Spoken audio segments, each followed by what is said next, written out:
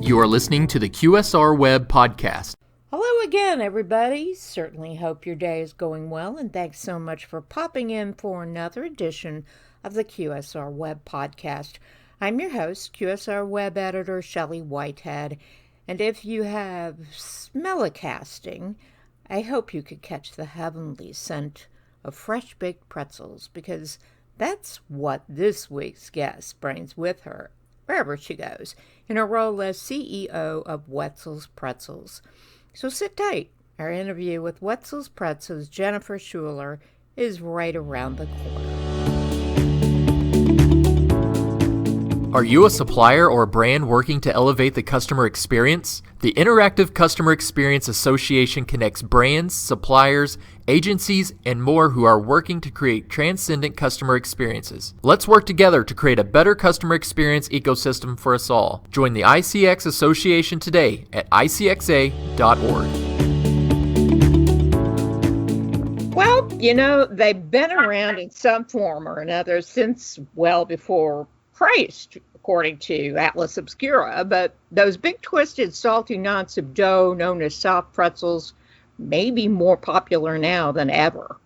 Certainly one QSR that's played a big hand in that popularity is Wetzel's Pretzels, which now has more than 350 of its sweetly scented pretzel bakeries stretched across the nation. But there's way more to this chain than salty bread, however enticing that may be. And with us on today's podcast to give us the details about Wetzel's Pretzels here and now is recently named CEO of the chain, Jennifer Schuler. Welcome to the podcast, Jennifer. Hi, thanks so much, Shelley. Thanks for having me. Our pleasure. Let's start with kind of a overall quality of QSR at the moment review of things, including like an update on where the chain is geographically now and an idea about your sales and any other salient facts you want to bring up. Yeah, for sure. So Wetzel's Pretzels were founded here in Southern California, in Pasadena, California. As you said, we're up to 350 locations today. So about half of those are on the West Coast, but really we have a national reach as the brand today, and we're in about 35 of 50 states. Part of that for us has been driven by some of the iconic locations that we have here in Southern California. We're located at Disneyland, we're at Universal Studios, Dodger Stadium, Staples Center.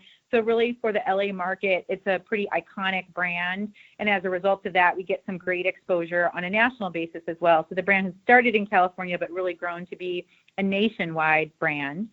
We're a franchise model. So 95% of our stores are franchised. We're in the business of making independent business owners and entrepreneurs successful. And that's one of the most gratifying parts of this job, is watching people succeed in our business model and really passionate about the brand and build wealth for their family and for their next generation. And then we have about 30 corporate stores, including some of the ones that I named off earlier. And then in a few select markets across the country, we're building our own corporate footprint as well. Okay. So can you give us any information about sales on an annual basis? Yeah. And how you doing these days? Yeah, for sure. I'm pleased to report that we're growing. So this brand's comping same-store sales about 2.5% this year. And that tends to really surprise people, because in QSR, flat is sort of the new up. And we're a concept that is heavily mall-based, right? So we've probably got about 70% of our locations today are in malls. So it tends to surprise people when they hear how well the brand is doing. There's a lot of reasons behind that. It's a proven business model. As you said, the enticing smell of a pretzel is certainly hard to resist. And you can buy your jeans online, but you can't really get your pretzel online. So our mall businesses continue to perform for us. We've been selective about the malls we've partnered with, and I think that's helped too, because certainly there's some consolidation in that space. And then lastly, we've been very strategic about our pricing. I think you're going to see that as a trend across restaurants everywhere, particularly as you see rising labor costs. Everyone has to look really carefully at their pricing. McDonald's, I've seen increases, The Habit, Taco Bell doing some interesting stuff with their cravings menu. We're really looking very carefully at our pricing and just finished a large nationwide study to help unlock new ways for our franchisees to be able to grow their top line sales vis-a-vis smart pricing. That's interesting because I'm sure you read the Restaurant Operator Daily, our new conglomeration newsletter. We have a poll question on there earlier this week about whether people thought the pricing for QSRs and fast casuals was getting closer together or further apart. And, further apart was what most folks thought, with QSR moving more toward value. It kind of sounds like you all are moving in that direction as well. Am I correct? Mm-hmm. Yeah, I think that's true. Yeah. I mean, I think, for us, we're an impulse business, right? I wish I could tell you that consumers planned their mall visit because they wanted to get a Wetzel's pretzel. Maybe I'm the only person who does that. Most people really do it as an impulse. It's not a planned purchase like a meal. And so they tend to be a little bit less, I don't want to say price sensitive, but maybe price aware in this category. And so we definitely want to be of value to families when they're doing a mall visit, that it's a quick and easy snack and it's kind of a no-brainer. And it's a fresh alternative to the other snacks that are in the mall, that parents can feel good about a product that's made from scratch with ingredients they can, spell and pronounce, and that they can feed the family something that's really fresh and on the go, but portable so they can keep fueling their shopping visits. Okay, then. Now, I'd really like to turn to your assumption of the CEO role, which has been since January, right after serving as president. And so I'm wondering what's opened your eyes most about the brand since you took the reins, and what do you most want to work on? Right. Yeah. I mean, I'm really excited to be at the helm of this brand. It's a brand I love. I personally have a passion for. I was a consumer before I was ever a part of the corporate team here. But I think the other piece that, when you talk about eye-opening experiences, the other piece that has been an eye-opening experience for me is, in addition to assuming the CEO role, last year in 2018, I actually became a franchisee. So my husband and I purchased a location at the Mall of America in Minnesota and added a second location a few short months after that.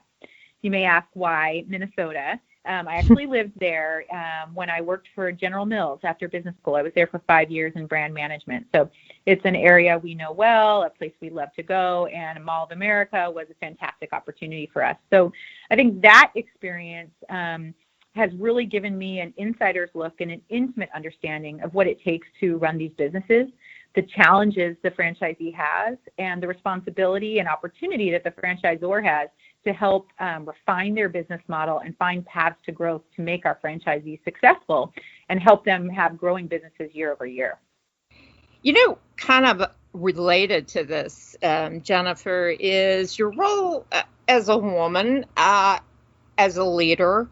What's your style? How are you going to lead teams at Wetzel's? Yeah, it's a great question. It's a meaningful question too. I think the best way to answer that for you is to talk about our Monday morning staff meeting this Monday. It was after the women's soccer team won the World Cup on Sunday. And so I came in and we said, let's put aside our agenda today and talk a little bit about teams and what I believe to be one of the best teams in the world that shares a lot of the values that we have here at Wetzel's that we're building at this team. And I think if you look at that women's soccer team, they've kind of enchanted a nation, and they've thought in really bigger and bolder ways, which is what we're trying to do here at Wetzel. So there's a lot of parallels. And I should also disclose, I was a soccer player in college too. So I've been on the edge of my seat cheering on this fantastic team. But I think there's really three things that we talked about. And the first one is the respect for the individual and cultivating diverse teams and diversity of background, experience, and thought. We need to reflect our consumers. We need to reflect our diverse franchisee base. And the more individual thought we bring and authenticity of the individuals, not this sort of mindless sense of team, but authenticity of individuals, I think the better creativity, the better energy we will get, and the more we can do bigger and bolder things as a team. So I think that's the first one. And you see that with the U.S. women's soccer team. Great set of individuals who have become 22 best friends.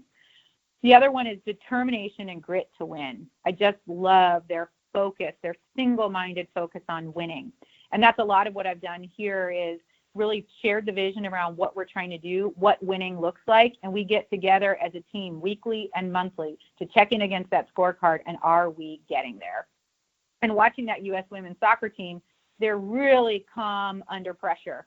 And you get pressure in every business, but you stay calm and play your game, and that's how you win. But then the last thing, and this is really important to our brand, really important to our business, and you see the women's soccer team do it on the field all the time, is have fun with it. Celebrate those wins. 90 minutes of soccer is a grind. That goal is 3 seconds long, and you got to celebrate it and enjoy every minute of it. And this business, and the pretzel business, every business, but it's a grind, getting the right locations, getting through the construction permit, getting those stores open, getting the right team hired. That can be a grind for the franchisor. It can be a grind for the franchisee. So we really stop and celebrate our wins here. We start every meeting with what were your wins last week. And you get that yourself in that winning mindset. And then we move forward to talk about the problems we have to tackle the week ahead. So it's been exciting for me to watch that team. And I think it's a really easy parallel to understand the way my style of leadership here at Wetzel's. And hopefully, that leads us to the same success that we've seen out of our women's national team that's made us all so proud. I'm very inspired, actually, by Wetzel's kind of experimental approach to delivery through its partnership with Kitchen United. And I wanted to find out if you could tell our listeners a little bit more about this, particularly how the brand plans to use its ghost kitchens. Yeah, it's pretty interesting. I think this test with Kitchen United and delivery test is part of a larger theme for the brand this year, which is around being bigger, bolder, and better in our thinking. I think we have a fantastic product that consumers love, and second generation is starting. It's been around 25 years. Second generation is starting to come through and love this product. We have a fantastic business model for our franchisees, and we have this delightful brand, this hip and playful, irreverent, California-based brand that gets great national media attention, whether we're being mentioned on Jimmy Kimmel or in a Twitter exchange with Kim Kardashian. And so I think that largely there's a lot more we can do with this brand in general, a lot more places where our locations can exist and where we can bring pretzels to the people. And in that instance, that's what the Kitchen United test is all about. Before we roll anything to franchisees, we want to test it and understand how it works and make sure we're rolling a program to them that works. And so Kitchen United was an opportunity for us to partner with a ghost kitchen to get a better understanding about delivery. How do pretzels deliver? Can we get a nice, fresh, hot product experience to a consumer when you're partnering with the DSPs, Uber Eats, Postmates, et cetera? So we were fortunate enough that Kitchen United, which is a ghost kitchen, had their first location right here in Pasadena, literally walking distance from our office. And it became, an innovation incubator for us, not only to work on delivery, but also some new product development. And Kitchen United is expanding across the country, really interesting concept. So we moved in there with the idea that it would allow us to get a firm handle on delivery and the business model, and whether or not it was something that we could bring to our franchisees as a way to drive some incremental profitability out of our bricks and mortar stores. So I'm hearing that with all this, Wetzel sees an opportunity to more or less add another interpretation of itself and its delivery arm by allowing for the possibility of larger catering type orders and even some higher end menu items that might not be feasible through those kitchens in your mall stores. Yeah. I think what we learned when you look at the physical space that we occupied there, it was pretty tiny footprint. And I think most of everything that we executed out of Kitchen United could be executed in our mall stores. So that was the good news. I think what we've been seeing is some larger orders, not as much as we expected, though. I thought it would be kids' birthdays, soccer teams.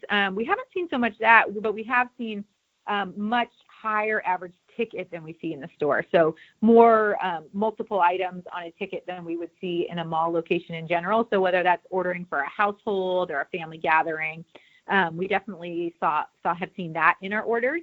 The other really interesting thing we saw that surprised us but excited us was that we were seeing more weekday orders And that's really interesting to us because the mall business is really a weekend business. That's the big traffic time for that, heavy traffic time for the malls. So if we could bring in some orders to the weekday by doing delivery out of our mall stores, I think that would help offset some of their fixed costs during the week. That's kind of pleasant surprise, isn't it? A great way to round things out. Definitely, yeah. Also interesting, and I love the ideas because I'm a tea fanatic, but Wetzel's beverage program, I wonder how big that is in the brand's overall success, as well as how you're going to use these additions like boba tea to expand on that.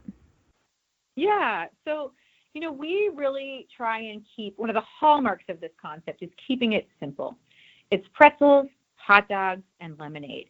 We're always going to deliver that to the consumer, and similar to like an In-N-Out, be pretty classic in our menu and deliver a great product experience to the customer. And so beverages for us today is about 20% of our sales. And what we want to do is, while staying within the guardrails I described, continue to innovate so that we can be relevant to consumers. We can bring them taste profiles that are exciting, that drive interest, that we can bring them products that are Instagrammable, because that's certainly a growing trend, particularly in the snacking space. So the product we launched this summer is a cherry boba frozen lemonade. I'm really excited with what the team came up, because it was a way to enter the boba space, which, as you know, is a very hot category, but to do it in a Wetzel's way within our guardrails of our brand personality. So what that product is it's they're actually popping pearls. It's like a bursting boba that has cherry fruit inside, and then it's layered with our classic frozen lemonade and topped off with an all-natural fresh cherry puree. So the layers look fantastic. The taste is really nice and fresh and contrasting. And we're actually testing in a set of markets this summer a second line extension off that, which would be a mango peach flavor. Oh, Lord. Yes, please. It sounds really nice. In fact, it sounds like the ultimate in fun with food, when you talk about popping pearls. Yes, exactly. Like, our brand is fun, right? You don't, this isn't a serious meal moment. This is a fun part of your visit, whether that's to Disneyland or to your local mall.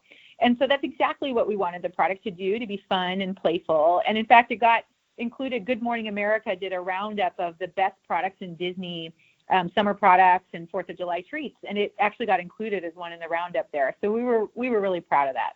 Oh, that's an invaluable nod right there. Yeah. So, I guess finally, how do you see this brand growing? In other words, will you stay in the mall setting or move out? And I've been surprised at how well some malls are still doing while others are really not. What kind of growth can we expect in the next 2 to 4 years? Yeah, I mean, the brand has seen some tremendous growth this past year. So in 17 versus 18, we grew EBITDA by about 3.5%. This year, we're up 10 to 15% over last year. So we've seen some really strong growth. But when I think about franchisee growth, I see two main paths. One is within that core business and the mall business, making our franchisees' businesses profitable vis-a-vis continued product innovation, pricing strategies, potentially pulling delivery in, and also analyzing store potential. We go in and we look at our stores and we rank them based on the strength of their mall and what other snacks are doing, and identify ones that have more potential to grow and partner with them to achieve it. So that's what we have to do first and foremost. Then, as the brand, we have to look for ways to grow this brand. And certainly we believe there's a path to do that within malls. Particularly the A malls, as you noted, are doing very well and healthy business. I think you'll see some constriction and closures in the C mall space. But we're looking to grow outside the mall. This year, 60% of our new stores will come outside the malls, and it's coming in a variety of locations. College and university. We just opened 2 weeks ago at our first military base in Fort Hood, and that opened really nicely. We're really pleasantly surprised at the strength of that opening. We'll have our first food truck this year. We're also looking at travel plazas and gas stations. We got one open already this year, and probably will open a couple more before the year ends. So I think there's going to be a lot of, you'll see a lot of diversification of our footprint going forward. Well, now I have to ask you about that food truck. Tell us a little bit more about that. Yeah, I think this is a brand that works wherever there's a high foot traffic because of the impulse nature of the brand. So food truck is a pretty natural extension because there's plenty of events out there, particularly for us when you look at the population dense areas of the West Coast and East Coast where this can work. And so we've got our first one launching in Arizona the end of this summer. So it's too early for me to tell you yet how it will do, but I can tell you the look of it looks very Wetzel. It's very fun, very playful, very Southern California feel. Yeah, you know what I'm thinking about is the Oscar Mayer Wiener Mobile, and I'm thinking you should do a take on Pretzel Mobile. I like that. I might steal that for our next one. I dare you. Thank you so much for taking us through the twists and turns of pretzeldom. Sorry, I had to get one stupid cliche in the podcast. But seriously, it's going to be so fun to watch how Wetzel's takes on the future and even maybe expands the category. And with a dynamic woman at the top, what could be better? So thank you so much, Sally. Well, thank you. And that will wrap it up for another edition of our podcast, but we can't let you go without asking you to return next time and absolutely demanding that you have a tremendously successful rest of the day. Bye now.